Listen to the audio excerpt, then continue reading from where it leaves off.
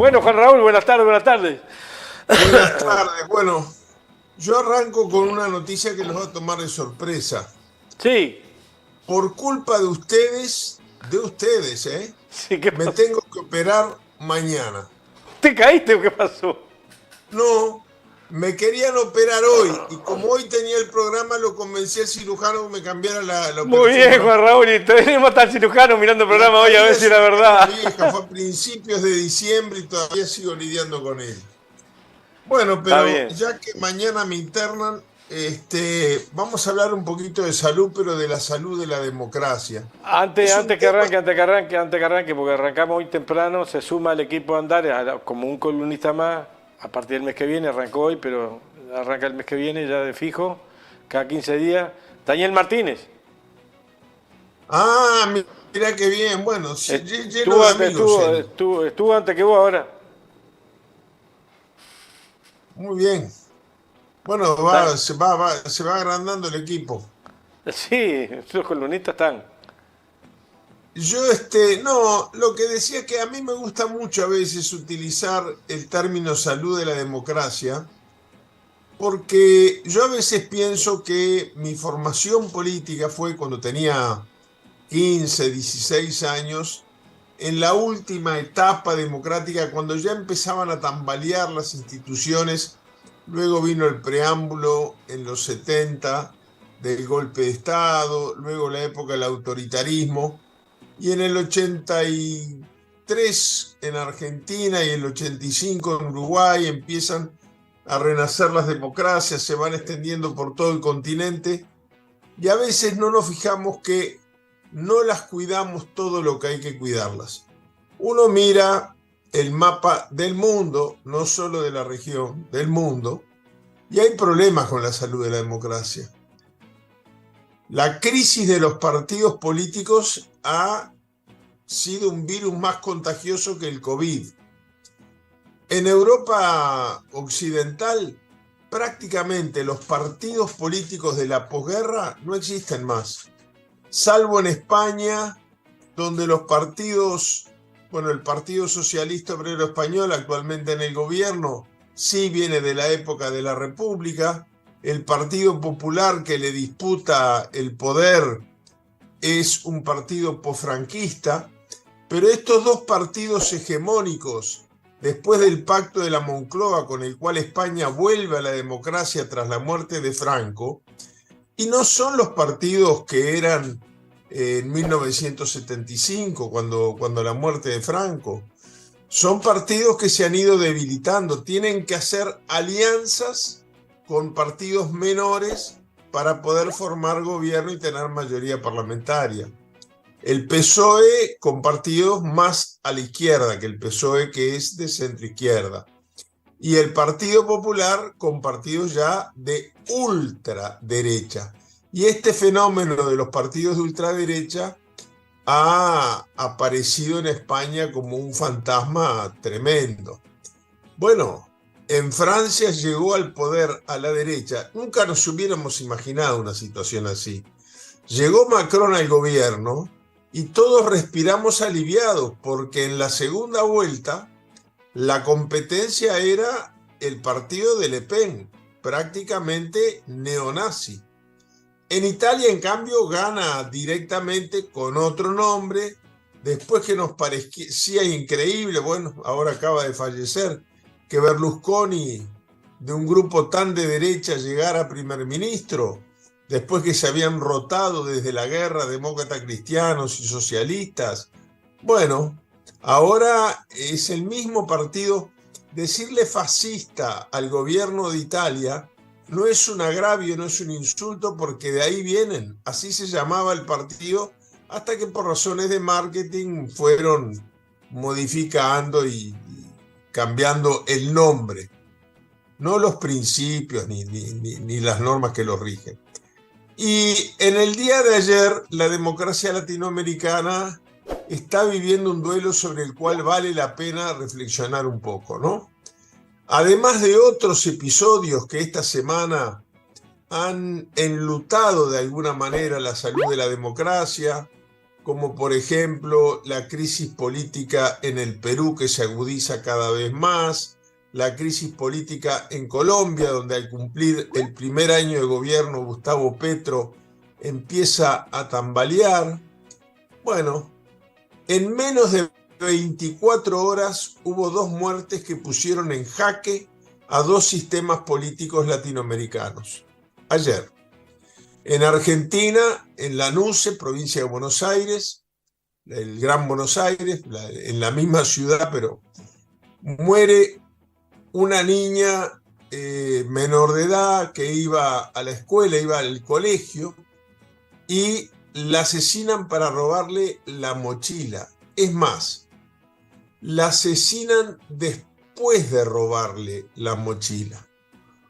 Obviamente el tema tuvo un impacto muy grande porque Argentina, como muchos países de la región, Uruguay inclusive, está viviendo una crisis de seguridad muy grande y aparece interpelado todo el sistema político. Yo no me meto en política argentina, pero confieso que me llamó la atención cuando al ministro de Seguridad Pública le preguntan por este tema que visiblemente ha conmovido a toda la opinión pública argentina, y el ministro de Seguridad Pública dice: a mí no me afecta este tema, porque fue la gobernación de Buenos Aires.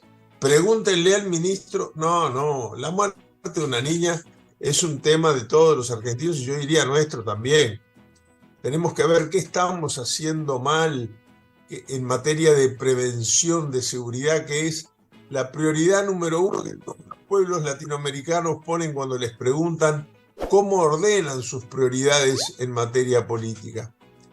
Bueno, tuvo consecuencias políticas inmediatas, porque el domingo son las PASO. PASO en Argentina quiere decir primarias abiertas, simultáneas y obligatorias. Primarias porque es para elegir los candidatos, como acá las elecciones internas. Abiertas porque puede participar todo aquel que se quiera registrar. Simultáneas porque, al igual que en el Uruguay ahora, son el mismo día para todos los partidos políticos. Y obligatoria no porque el voto sea obligatorio, sino porque todos los partidos están obligados a participar si quieren participar de las elecciones nacionales. Bueno, el domingo son las PASO en Argentina, las elecciones PASO en Argentina, y salvo Milei, el candidato asistémico, que había hecho horas antes su acto final, todos los partidos suspendieron su acto final. Lo suspendió Larreta, el jefe de gobierno de la Ciudad de Buenos Aires, Patricia Bullrich, que ha hecho del tema de la seguridad en un estilo Bukele, el presidente de El Salvador, así de fuerza bruta, su propuesta, pero bueno, que es su propuesta más fuerte, la de la seguridad interna. Y bueno, largo ahí y el ministro Massa por el peronismo, Frente Todos por la Patria y Juntos por el Cambio, el otro frente. Lo que antes era PRO ahora se llama Juntos por el Cambio, y el peronismo se ha reunido con un lema más convocatorio, que es Todo por la Patria. Yo creí que lo había pagado y resulta que sonó igual. Bueno, es decir, ya hubo una reacción del sistema político como tal. No va a haber actos finales, de los cuales dependían muchas cosas, porque todo el mundo estaba pendiente si Cristina iba a ir al acto final de Massa, si finalmente iba a hacer alguna declaración pública por uno de los 2 candidatos de Todo por la Patria, de Juntos por la Patria, si iba a ir o no. Aparentemente no iba a ir el presidente Fernández al acto final de Massa. Bueno, una cantidad de cosas que nos vamos a quedar con la duda, porque no va a haber actos finales de ninguno de los 2 candidatos, de ninguna de las 2 fuerzas políticas que disputan el poder. Es más, Milei, que es lo que se suele llamar un outsider, hasta hace poco tenía chances de participar de la segunda vuelta. Durán Barba, el politólogo, más que politólogo, especialista en marketing político y en propaganda y en política, había adelantado que Milei tenía grandes posibilidades de competir con el que ganara, ya fuera Massa o Larreta o Bullrich, ¿no? Que son los tres con posibilidades de obtener sus candidaturas. Bueno,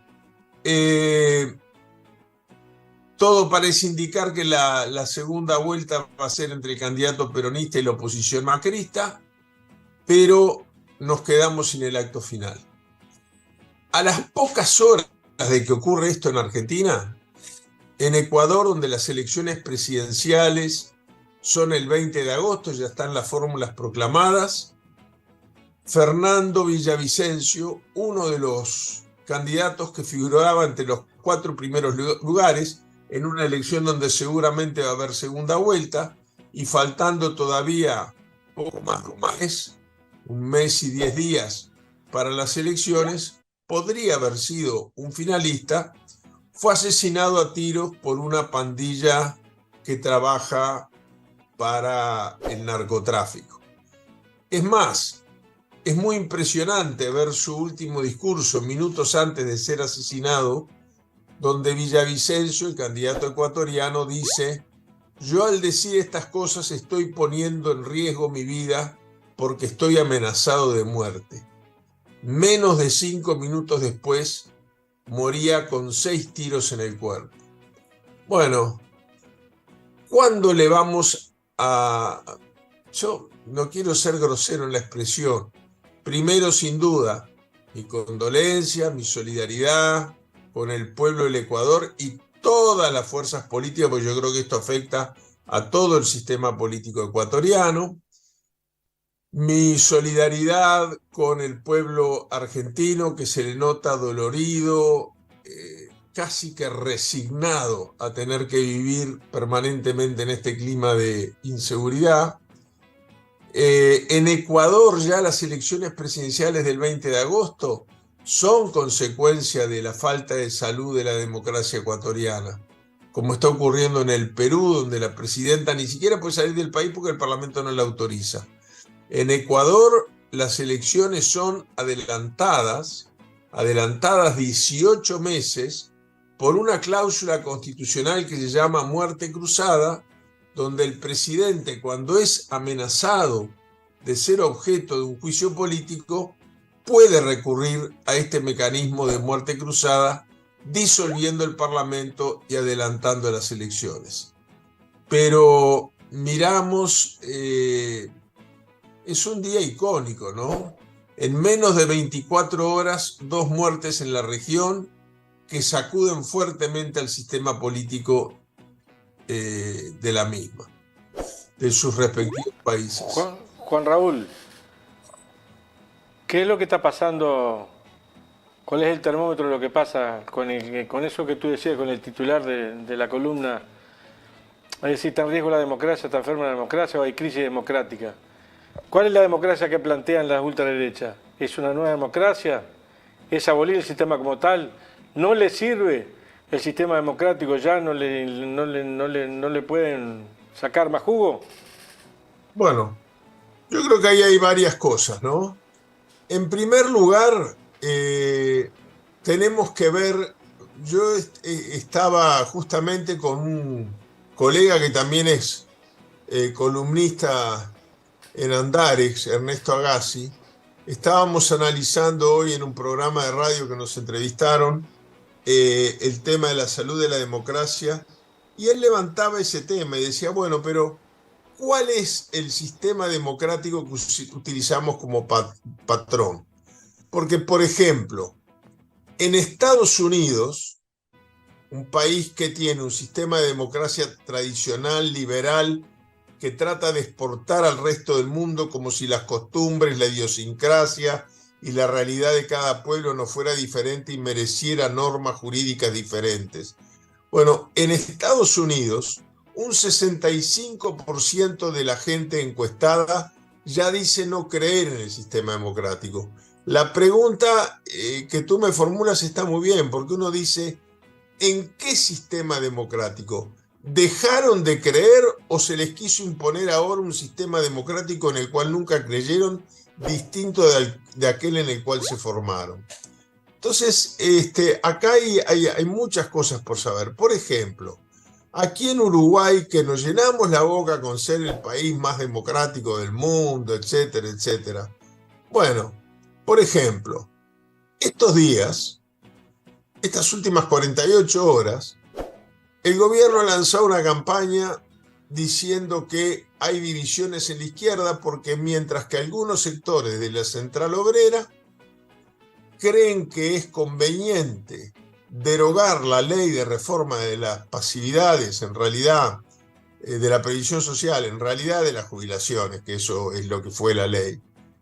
Mientras que algunos sectores del Frente Amplio, la decisión final no está tomada, creen que de repente no es oportuno, no que esté mal, sino que es mejor concentrarse en ganar con mayoría parlamentaria y luego derogar la ley en medio de un gran diálogo nacional convocado por una fuerza que tiene mayoría parlamentaria.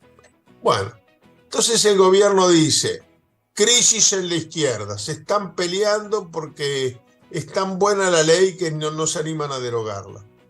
Ahora, si hubiera habido una coincidencia de pique entre la Central Obrera y el Frente Amplio, ¿qué estarían diciendo? ¿Qué democráticos que somos? ¿No hay crisis en la izquierda? No, estarían diciendo, el PIT-CNT es el brazo sindical del Frente Amplio o el Frente Amplio es el brazo político del PIT-CNT. Entonces, esa utilización del descrédito democrático como manera, como herramienta, hoy pudimos presenciar acá en Uruguay el cruce de insultos y agravios entre dos senadores del Partido Nacional, el senador Sartori y el senador Gandini, que realmente Silva, que yo hablé de ese tema hoy. Pero no parecían ni adversarios, parecían enemigos acérrimos. Entonces, es lógico que la democracia, si no se adapta a los nuevos tiempos, si no se adapta a las nuevas modalidades de participación de la gente. Los partidos políticos, ¿por qué han entrado en crisis en toda América Latina?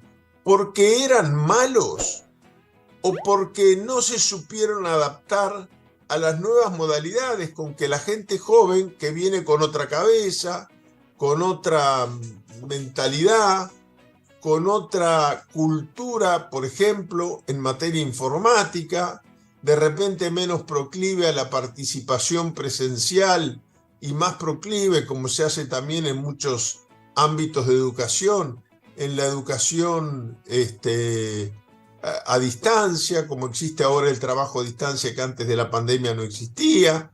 Entonces, no ha habido una gran capacidad de los partidos de adaptarse a esta modalidad. Ello ha llevado a que en todo el mundo hay una crisis de los partidos. En América del Sur es impresionante. Gustavo Petro es el primer presidente de izquierda de la historia de Colombia y sucedió a 10 años de gobiernos del partido de la U, que a su vez sucedieron un siglo y medio de rotación de liberales y conservadores. Pero los liberales y los conservadores en Colombia no existen más.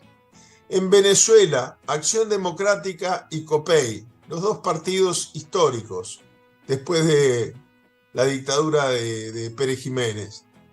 Bueno, ¿qué queda de ellos? Nada, no tienen ni personería jurídica.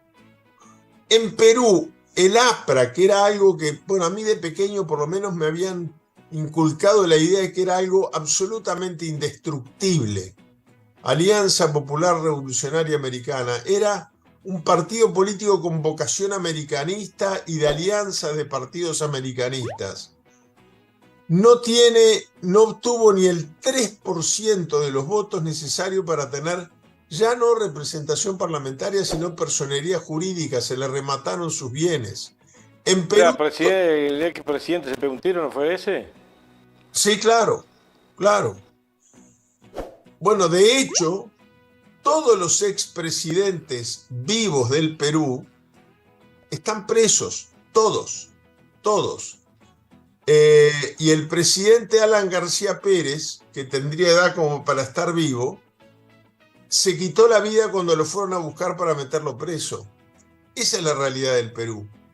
Y Dina Boluarte, la presidenta, no ejerce la presidencia, ni siquiera puede abandonar el país cuando es invitada a una cumbre de jefe de Estado o una reunión multilateral internacional, y le llegará el día en que, así como ella se asoció a algunos legisladores para derrocar a Castillo, la derrocarán a ella e irá presa ella también. Entonces, esta realidad que agobia el Partido Demócrata Cristiano en Chile, fue el último partido antes de Salvador Allende. Fue el primer partido después de Pinochet. Obtuvo un representante en la Asamblea Constituyente última electa. Yo digo, ¿todo esto es casualidad?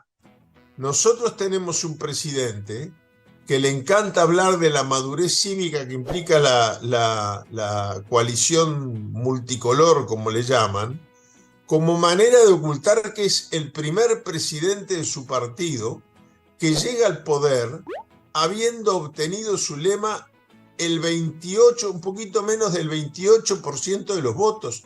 Nunca se había visto en la historia del Uruguay un presidente que en la primera vuelta tuviera menos respaldo popular. Todo esto nos está mandando una señal muy importante, entenderla, tenerla en cuenta. Yo no creo tener ninguna carta aquí en la manga que me digan, miren, acá está, voy a leer las cartas y voy a hacer futurismo. Simplemente digo, tenemos que advertir que o cuidamos más la democracia, o nos preocupamos más de las instituciones, o podemos estar llamados a que ocurra en el Uruguay lo mismo que en el resto de América Latina. Cuando yo era chico, no sé si ya me estoy pasando del tiempo, porque creo que había un poquito más de... Pero para redondear, cuando yo era chico, había un cuento de que el Papa citaba, cuando yo estaba en la escuela, el Papa citaba a todos los jefes de Estado más importantes del mundo para decirles que se venía el fin del mundo. Y la reina Isabel II, que se fue hace poquito, duró una eternidad, y tenía fama de vieja sabia, dice que les dijo, vámonos todos para el Uruguay. ¿Por qué para el Uruguay? Y porque en Uruguay pasa lo mismo que en el resto del mundo, pero 40 años más tarde. Entonces, aquel viejo refrán, cuando veas las bardas de tu vecino arder, pon las tuyas en remojo, yo creo que es tiempo de que los uruguayos, todos por encima de partidos, tomemos conciencia de que nos está afectando la crisis política, que tenemos que ponernos por encima de partidos políticos. Ahora hay una manera partidista de escuchar el himno nacional.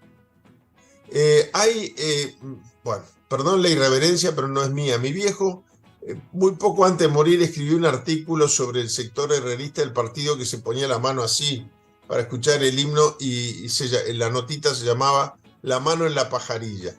Pero en realidad lo que decía hoy tiene una vigencia muy grande. Si hay una cosa que tiene que unirnos y no hacer distingos partidarios, uno lo mira, el que se pone la mano acá, ñácate, ahí hay un herrerista escuchando el himno. No, el himno es de todos, no puede tener señales. Además, esa es una costumbre de Estados Unidos que tiene su explicación y su razón de ser. Ningún otro pueblo del mundo se pone la mano en el corazón para escuchar el himno y no quiere decir que no lo respeten, que no lo veneren. Y así ocurren muchas cosas. Lo vimos cuando la senadora Bianchi atacó al partido de gobierno español y algunos senadores de la coalición dijeron, pero no se tiró contra España, se tiró contra los partidos de España. Por favor. Cuando una senadora que además estaba en ejercicio de la vicepresidencia de la República, este es otro... Estaba en España. La vicepresidenta estaba en España, pasando vergüenza, porque fue justo contra España el ataque, ¿no? Y yo digo, esas cosas de que todos tenemos libertad de expresión, pero cuando tenemos una investidura que representa a todos, tenemos que tener cuidado de saber hablar en nombre de todos.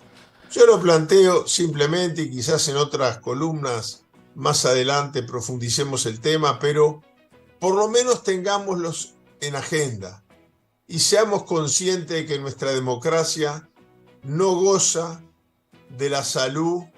Podrán decirnos que el agua es dulce aunque la probemos y es salada, pero que no nos digan que nuestra democracia no tiene problemas, porque los tiene y es responsabilidad de todos encontrarles juntos una solución. Gracias, Juan Raúl. Muchas gracias a ustedes. Mandale saludos al cirujano, decirle de parte nuestra. Ahí está, y el jueves que viene ya estaré repuesto en la columna de todas las semanas. Nos vemos, un abrazo grande. Un abrazo grande.